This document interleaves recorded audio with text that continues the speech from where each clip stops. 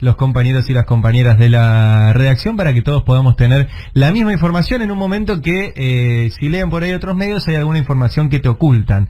Por ejemplo, un dato que viene siguiendo nuestro compañero Ezequiel Orlando, que es cuánta es la guita que está saliendo de los ahorristas del sistema financiero. Y el dato que dio ayer es que ya llegamos a 4.000 millones de dólares que se fueron de las cuentas bancarias. O sea, la gente que tenía una caja de ahorro en dólares y tenía $100, $200, $1.000, $5.000 que pudiste ahorrar, ¿sí? Es un ahorro. Que decís, bueno, lo tengo para, si me quedo sin laburo, tiro con eso unos meses hasta que consigo otro. Bueno, la gente que tenía eso fue y lo sacó. La sacó en físico, ¿sí? Y lo puso abajo del colchón, o lo puso en una caja de seguridad, o lo puso en una caja fuerte que le prestó a alguien, etcétera. Bueno, ese dato son 4.000 millones de dólares que se fueron.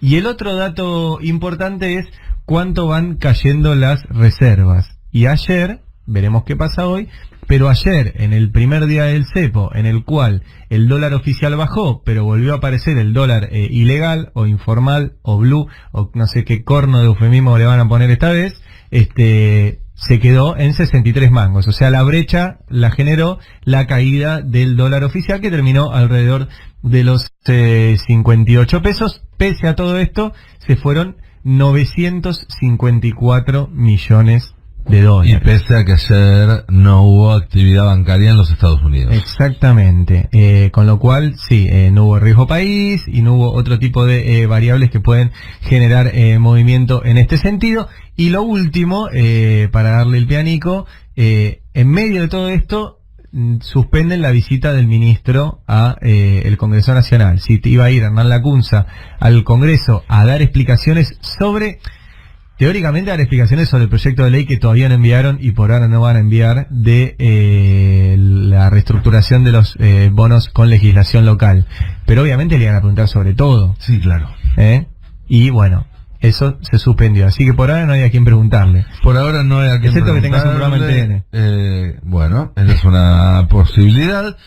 A ver, hay que reconocer de Lacunza que comparado con Duhovne es un hombre que da entrevistas, que explica las decisiones que toma, por lo menos en las 2 semanas que lleva en el cargo, se ha mostrado con una actitud y una predisposición distinta a la de su predecesor, y te diría a la de casi todos sus predecesores durante este gobierno. En ese sentido, digamos, es un ministro más político en algún punto, pero es cierto que había expectativa puesta, no por el proyecto de ley, no por el paquete, que ya se sabía que era una forma de hacer socia a la oposición en este asunto, pero sí con la posibilidad de que el ministro fuera ante la bicameral de deuda y diera una serie de explicaciones.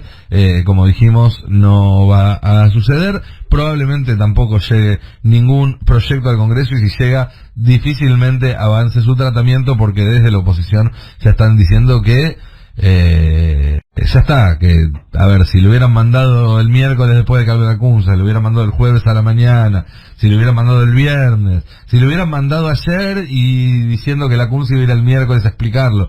Todavía no hay nada, y básicamente no hay nada porque dentro del gobierno no terminan de ponerse de acuerdo en cuál debería ser el contenido de ese proyecto de ley, cómo encararlo para que sea votable, para que sea aprobable, y antes que ir a sufrir una dura derrota legislativa, prefieren mantener el Congreso cerrado, como vienen haciendo desde hace ya mucho tiempo. A ver, 2018 y 2019 fueron por muy lejos, los 2 años con menos actividad legislativa desde 1983 hasta acá. Por mucho, te estoy hablando de la mitad de las sesiones, menos de la mitad de las sesiones que hay en un año promedio, y muchísimas sesiones menos que el récord de desactividad, de inactividad del Congreso que había hasta el año pasado.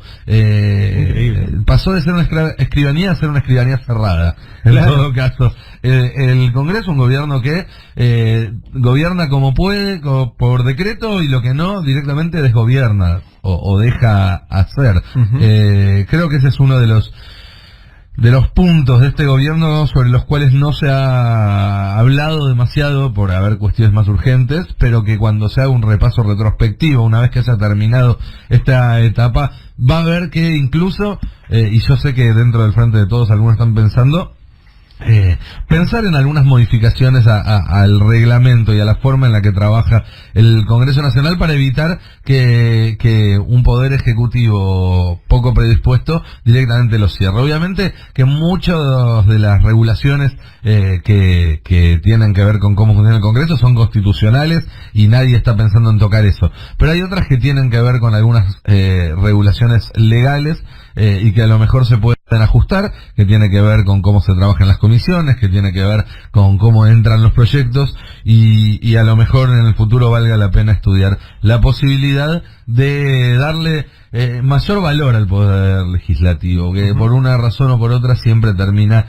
siendo el hermano menor de los tres poderes del Estado cuando debería estar en pie de condiciones con cualquier otro. Está Alberto Fernández en España, ¿no? Sí, está en España, llegó ayer.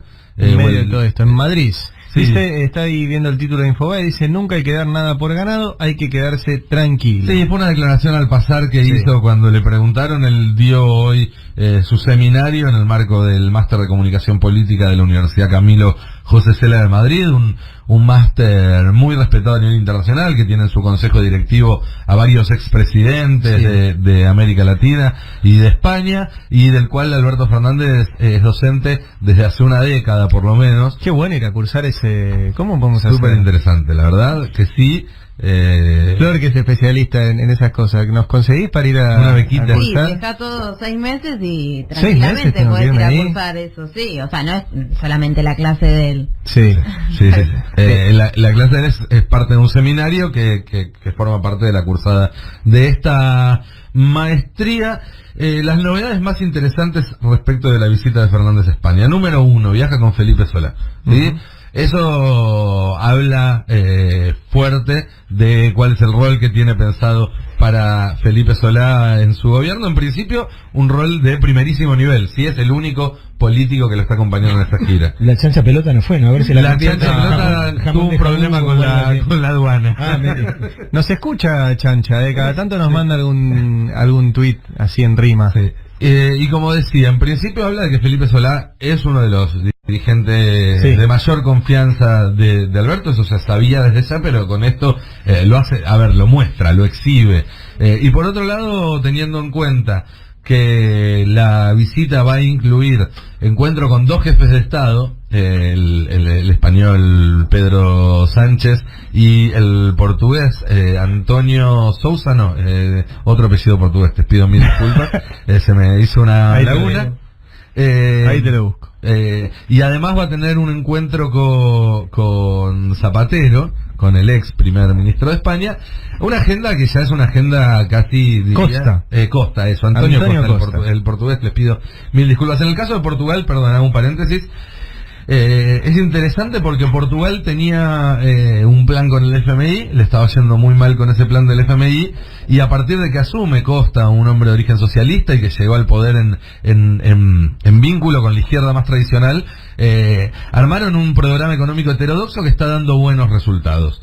Así que probablemente hablen un poco del caso portugués en relación a la Argentina durante su visita a este país. Pero como decíamos, el viaje con Felipe Solá y estas 3 visitas de Estado, o 2 visitas de Estado, más el encuentro con el ex primer ministro Zapatero, lo ponen a Solá en pole position para uno de los lugares más requeridos del gabinete, que es la Cancillería, el Ministerio de Relaciones Exteriores.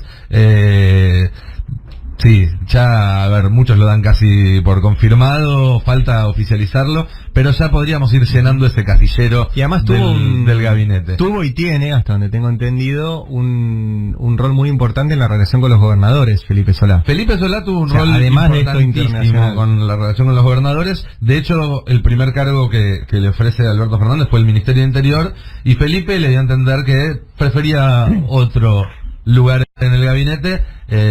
Alberto lo escucha, lo aprecia muchísimo y por eso lo premió, llevándolo como compañía en este viaje y dándole entonces la Cancillería. Vamos entonces llenando de a poquito estos casilleros. También ayer hablábamos un poco de algunas medidas que ya empieza a dejar trascender el equipo de Alberto Fernández para su día 1. Así que ya estamos entrando en calor nuevamente de cara a lo que viene, más allá de que, como dijo muy bien en esta breve declaración que hizo en España, hay que ir paso a paso, como decía Mostaza Merlo.